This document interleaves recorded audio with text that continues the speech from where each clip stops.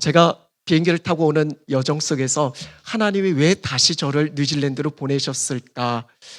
물론 청빙되어지는 과정 속에서도 하나님의 부르심 가운데 기도했었고, 또 비행 여정 속에서도 계속해서 묻고 또 물었습니다. 그런데 오늘 와서 여러분들 뵈니까 하나님이 왜 저를 이곳에 보내셨는지 너무나 분명해졌습니다. 왜냐하면 하나님께서 너무나 기뻐하시고 너무나 사랑하시는 바로 여러분들을 만나게 하시기 위해서 저를 이곳에 보내셨다라고 그렇게 분명히 확신합니다. 너무나 감사하고요. 여러분들 계셔주셔서 또 이렇게 함께 만나서 어린아이부터 같이 이렇게 예배할 수 있는 것이 너무나 큰 은혜다라고 생각이 되어집니다. 혹시 여러분 알고 계시죠? 여러분들이 하나님 앞에서 어떤 존재인지를 말이죠.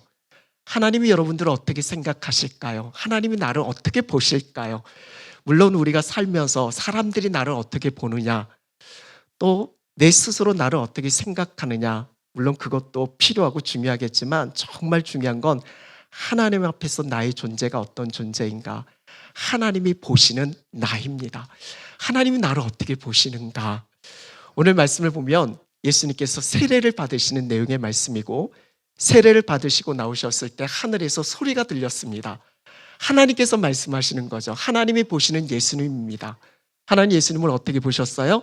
내 사랑하는 아들, 내 기뻐하는 자. 우리 한번 따라해 볼까요? 내 사랑하는 아들, 내 기뻐하는 자.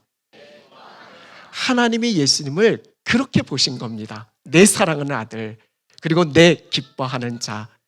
여러분, 하나님 말씀 성경을 읽다 보면 하나님은 예수님처럼 나를 대하신다라는 것을 우리는 말씀을 깊이 읽으면서 아마 그렇게 깨닫게 되어질 겁니다. 그러니까 다시 말씀드리면 하나님은 예수님을 대하듯이 나를 사랑하는 아들로, 사랑하는 딸로, 그리고 하나님께서 기뻐하는 자로 나를 대하시고 인정하시고 그렇게 받아주신다라는 사실인 거죠. 근데 이 사실을 잘 모르는 것 같아요. 그래서 예수님이 요한복음 17장 말씀에 이런 기도를 올리셨어요. 예수님 십자가의 고난과 죽음을 앞두고 어떻게 보면 마지막 제자들을 위해서 마지막 기도할 수 있는 시간이었는데, 마지막 기도할 때 뭐라고 기도하셨냐면, 하나님, 나를 사랑하신 같이 이 사람들도 하나님께서 사랑하신 것을 알게 해달라라고. 예수님의 마지막 기도가 무엇이었어요? 예수님처럼, 하나님께서 나 사랑하는 것처럼 이 사람들도 그렇게 하나님이 사랑하시고 기뻐하신다라는 걸 알게 해달라고, 그걸 위해서 기도하셨어요. 그래서 오늘 말씀은 그걸 더 깊이 한번 좀 같이 나눠보려고 해요. 예수님처럼 우리 어린 아이들도 있고, 제가 뉴질랜드 와서 아직 영어 한마디도 안 썼어요. 그래서 좀 영어를 좀 써보려고, 우리 한번 같이 한번 따라 하셨으면 좋겠는데, 예수님처럼 나를 사랑하세요.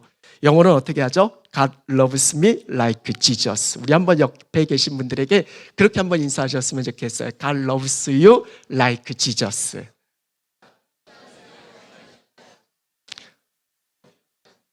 호수가 웃고 있는 것 같은데 발음이 좀 이상해서 웃고 있는 건가요? 하나님이 나를 얼마나 사랑하시는지 예수님처럼 사랑하신대요. 근데 하나님이 우리를 향한 사랑은 말로만의 사랑이 아니에요. 하나님께서 우리를 사랑하신 것은, 제가 참 좋아하는 말씀이 로마서 5장 8절 말씀에 이렇게 기록되어져 있어요. 하나님께서 우리를 위해서 죽으심으로 사랑하셨대요. 십자가의 죽으심으로 우리를 사랑하셨다. 우리의 죄값으로 말미암아 마땅히 우리는 죽어야지만, 멸망받아야 되지만, 예수님께서 십자가에서 우리의 죄값을 대신 지심으로 말미해서, 그래서 우리가 구원받은 하나님의 자녀 백성 되어질 수 있었던 거예요. 그러니까 다시 말씀드리면 예수님께서 우리를 대신해서 죽어주심으로, 생명을 내어 죽기까지 우리를 사랑하셨다라는 거예요. 하나님이 우리를 향한 사랑이 바로 그런 사랑이에요. 여러분, 생명보다 더 귀하고 소중한 것이 또 어디 있을까요? 그런데 하나님께서는 그 생명을 내어 주시기까지 우리를 사랑하셨어요. 여러분, 이 땅에서 이런 사랑이 있을까요? 자신의 생명을 내어 주면서까지 사랑해 줄 수 있는 사람 있어요. 누가 있죠? 오늘 꽃을 달고 계신 우리 엄마, 아빠, 우리 부모님들은 그럴 수 있어요. 누가 저에게 한번 묻는다면 저의 딸이 이엘이 하엘인데 이엘이 하엘을 위해서 죽을 수 있어? 그러면 저는 한치 망설임도 없고 예스 그럴 겁니다. 그런데 미안하지만 사모에게 누가 묻는다면 저에게 사모를 묻는다면 사랑하는 아내를 위해서 대신 죽을 수 있나요? 하면 한 10초 정도는 생각해 봐야 될 것 같아요. 이게 좀 차이가 있는 거 아니겠어요? 우리가 부모님을 위한 부분은 좀 다르겠지만 우리 자녀들을 위해서는 기꺼이 내어 죽을 수 있어요. 이게 부모의 마음이에요. 하나님께 우리가 그런 존재다라는 거예요. 하나님께 우리는 사랑하는 아들이고 사랑하는 딸이고 기꺼이 내가 너를 대신해서 죽을 수 있다라는 거예요. 우리는 그런 존재예요. 제가 뉴질랜드에 이렇게 올 때 오래 살던 집을 정리해야만 했어요. 근데 단순히 뭐 어떤 지역으로 이사하는 게 아니라 비행기를 타고 넘어가는 이주잖아요. 그러니까 이사하는 게 그냥 뭐 이삿짐을 옮기는 차원이 아니라 정리하면서 다 처분하고 버려야 됐어요. 뭐 많이 들고 올 수 없었으니까. 근데 여러분, 제가 아무리 뭐 들고 모두 버려야 한다라고 해도 절대 버릴 수 없는 것들이 있잖아요. 여러분들에게선 버릴 수 없는 게 뭘까요? 저희 예리아에게 너희들이 꼭 가지고 와야 되는 것만 챙겨야 돼. 그렇게 이야기를 했더니 아이들은 나에 걸맞지 않게 아직도 뽀로로를 내려놓지 못해서 뽀로로를 전부 다 챙겨왔어요. 하나도 빠짐없이. 그리고 막내는 또 자기가 좋아하는 인형을 챙겨오고, 사모는 뭘 챙겨오나 싶었는데 자기 옷을 챙겨오더라고요. 최 목사님이 가실 때 다 놓고 가신다고 그러셔서 저희는 옷도 놓고 오실 줄 알았거든요. 그래서 제가 사모한테 다 놓고 가신다고 했어. 옷도 다 놓고 가실 거야. 근데 사모 한편에는 우리 사모님이 좀 마르셨잖아요. 그러니까 놓고 가셨어도 본인이 못 입을 거를 생각하고 그래서 옷은 포기 못해. 그래서 옷을 챙겨오고 그러다 보니까 저는 제 거는 하나도 챙기지 않더라고요. 제가 말씀드린 요지는 여러분에게 있어서 다 포기하고 버려야만 하지만 그러나 절대 포기할 수 없는, 절대 버릴 수 없는 그게 뭐죠? 우리 딸, 우리 아들이잖아요. 저에게 있어서 이엘이 하엘이잖아요. 저 아이들이 좀 무게가 무거워도 좀 속썩여도 그래도 버리고 올 수 없잖아요. 제 사랑하는 자녀니까. 근데 이사가 너를 왜 여기 있니?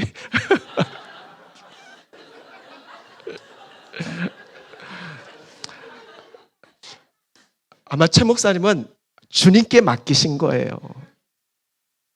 절대 버릴 수 없어요. 포기할 수 없습니다. 그 사랑하는 자녀에게 주신 하나님의 분명한 약속의 말씀, 성경 전체를 통해서 계속해서 반복하고 있잖아요. 내가 너와 함께 하겠다. 세상 끝날까지 항상 함께 하시겠다. 이것이 기꺼이 나를 위해서 생명까지 내어 죽으신 하나님의 분명하신 약속의 말씀이에요. 그러니까 두려워하지 말라 말씀하시는 거예요. 여러분 지금 어렵고 힘들 때, 또 불안과 걱정, 염려, 근심에 있을 때 여러분 정말 믿음으로 선포하셨으면 좋겠어요. 하나님은 나를 사랑하신다. 하나님은 나를 사랑하시는데 예수님처럼 사랑하신다. 나의 어떤 모습과 상관없이 여전히 나를 사랑하신다. 우리 한번 믿음으로 한번 선포해 주셨으면 좋겠어요. 영어로 한번 해봅시다. 이왕에 하신 것. God still loves me. 여전히 그래도 나를 사랑하십니다. 여러분 잊지 않으셨으면 좋겠어요. 두 번째 예수님을 보시는데 하나님이 이렇게 말씀하셔요. 내 기뻐하는 자다. 우리 한번 같이 고백해 볼까요? 하나님은 예수님처럼 나를 기뻐하십니다. 이 영어는 조금 어려워요. God is pleased with me like Jesus. 우리 한번 옆에 계신 분들에게 God is pleased with you like Jesus. 그렇게 한번 서로에게 인사하셨으면 좋겠습니다.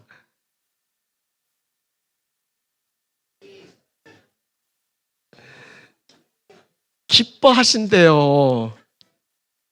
이런 창세기 1장 말씀을 보면 하나님께서 사람을 창조하시잖아요. 아담을 만드시잖아요. 창세기 1장 마지막 31절에 보면 하나님께서 아담을 보시고 이렇게 말씀하세요. 심히 좋았다라고. 너무 기뻐하신 거예요. 그럼 아담이 뭘 했나요? 아니잖아요. 그냥 그 존재 자체가 너무 기뻤던 거예요. 여러분, 하나님께 우리가 그래요. 우리가 뭘 해서가 아니라 우리의 존재 자체가 하나님의 기쁨이 되어져요. 오늘 처음이니까 우리 아이들을 생각해서 자꾸 우리 아이들 이야기를 하는데, 우리 이엘이 결혼하고 8년 만에, 아마 크라이처치에 저랑 같이 있었던 분들은 제가 결혼하고 처음 갔는데 한동안 아기가 없었어요. 결혼하고 8년 만에 하나님께서 우리에게 기다리던 딸을 주셨어요. 얼마나 기쁜지 몰라요. 저를 닮아서 예뻐서 물론 기쁜 것도 있고 오랜 시간 기다려서 기다림 속에 그 기쁜 것도 있고, 저 딸이 뭐 태어날 때 저에게 해준 게 없잖아요. 근데 그 존재 자체만, 그 존재 자체가 저한테 너무 기쁨이었던 거예요. 연이어서 둘째가 태어났어요. 기뻤을까요? 저를 더 많이 닮아서 기뻤어요. 너무 기뻤어요. 저 아이들이 뭘 해주지 않아도 그냥 그 아이들 그 자체가 저한테 기쁨이었던 거예요. 돈을 벌어다 줬어요. 말을 잘 듣기를 해요. 근데 기뻐요. 그냥 제 사랑하는 딸이니까. 여러분, 하나님께도 우리는 그런 존재예요. 하나님은 우리가 그 무엇을 해서가 아니라 우리 그 존재 자체를 너무 기뻐하세요. 하나님의 자녀니까, 하나님의 딸이니까 말이죠. 애써 증명할 필요 없어요. 말씀 그대로를 받아들이시면 돼요. 제가 너무나 좋아하는 말씀이 스바냐서 3장 17절 말씀이에요. 혹시 아시는지 모르겠어요. 너의 하나님 여호와가 너의 가운데 계시니 그는 구원을 베푸실 전능자시라. 저 혼자 하니까 떨리잖아요, 같이. 그가 너로 인하여 기쁨을 이기지 못하시며 너를 잠잠히 사랑하신대요. 너를 잠잠히 사랑하시며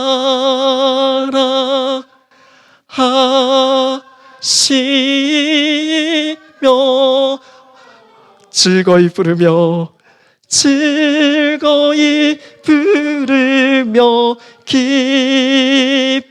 기뻐하신대요. 기뻐하시리라. 아멘. 이게 하나님이 우리를 향한 고백이에요. 우리 가운데 함께 하신 하나님, 우리 때문에 그 기쁨을 이기지 못하신대요. 잠잠히 사랑하시는데 즐거이 우리의 이름을 부르면서 기뻐하신대요.